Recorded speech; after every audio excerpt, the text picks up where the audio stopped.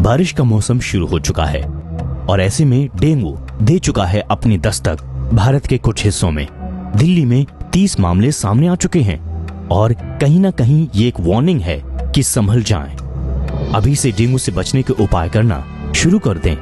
आपको पता ही होगा कि डेंगू की बीमारी बहुत जल्द महामारी का रूप धारण कर लेती है और एक के बाद एक मामले सामने आना शुरू हो जाते हैं।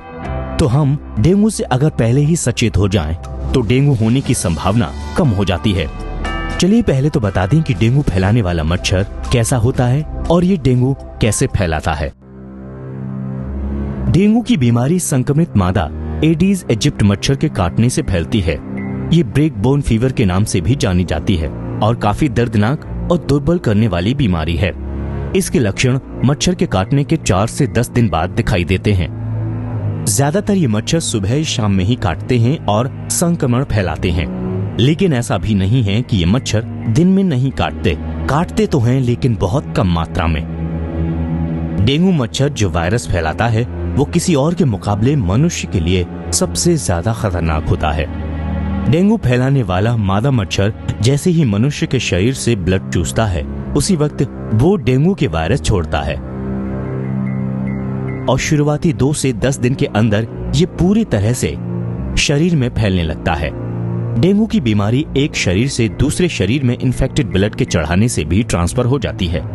प्रेगनेंसी के दौरान मां से अपने बच्चे को भी डेंगू के ट्रांसफर होने की संभावना भी होती है।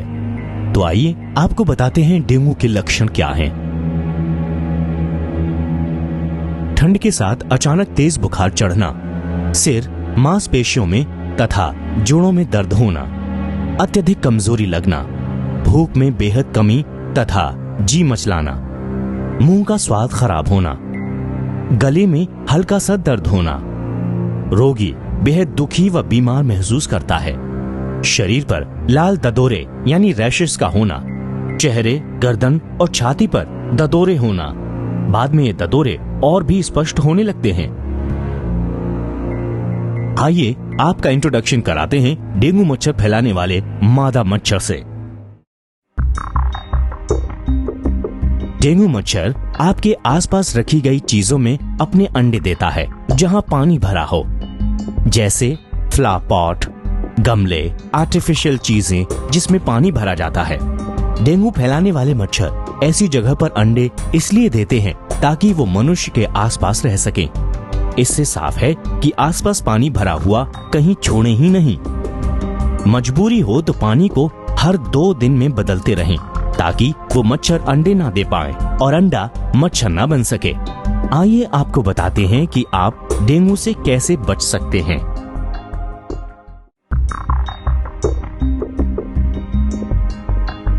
सुबह और शाम को घर में ही रहें और पूरे बाजू के यानी फुल स्लीव कपड़े ही पहने। बच्चों को शाम को और सुबह को घूमने ना जाने दें। आसपास की किसी भी जगह पर पानी जमा ना होने दें। अगर पानी साफ करना मुमकिन ना हो तो पानी में केरोसिन ऑयल डालते रहें। शुरुआत में मच्छर काटने के 1 या 2 दिन बाद तक आपको कुछ महसूस नहीं होगा। 2 से 8 दिन के अंदर इसके सिम्टम्स दिखाई देना शुरू हो जाते हैं।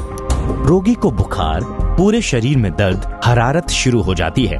ऐसी स्थिति में आप तुरंत अपने खून की जांच करा लें, उपचार लेना शुरू कर दें। डेंगू की बीमारी से शरीर में प्लेटलेट्स की संख्या घटनी शुरू हो जाती है। इसके तेजी से कम होने के कारण कभी कभी रोगी की मौत भी हो जाती है।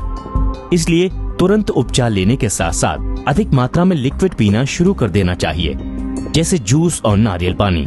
साथ में कीवी जैसे फलों को भी खाते रहना चाहिए। डेंगू हो जाता है तो क्या क्या सावधानियां बरतें।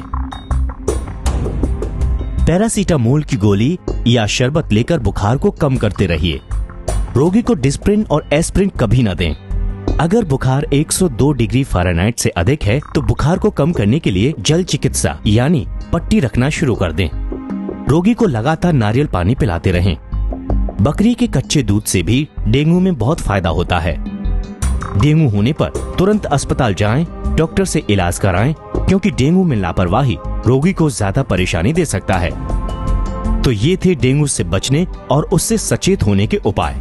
अगर आप ये सावधानियां रखेंगे तो डेंगू होने की संभावना बहुत कम हो जाएगी। हमारे द्वारा दिए गए सभी आयुर्वेदिक समाधान बड़े बड़े वैद्यों और आयुर्वेदाचार्यों द्वारा लिखी गई रचनाओं से लिए गए हैं। अगर आप इस संबंध में कोई भी जानकारी चाहते हैं तो आप हमें सीधे मेल कर सकते हैं। हमारा ऑफिशियल ईमेल एड्रेस है ayurvedsamadhan@gmail.com। अगर आपका कोई सवाल या शंका है तो आप वीडियो के नीचे कमेंट में भी अपना सवाल, राय या शंका लिख सकते हैं। आयुर्वेद आपको हमेशा स्वस्थ रखे, इसके लिए आपको बस आयुर्वेद समाधान चैनल को सब्सक्राइब करना होगा।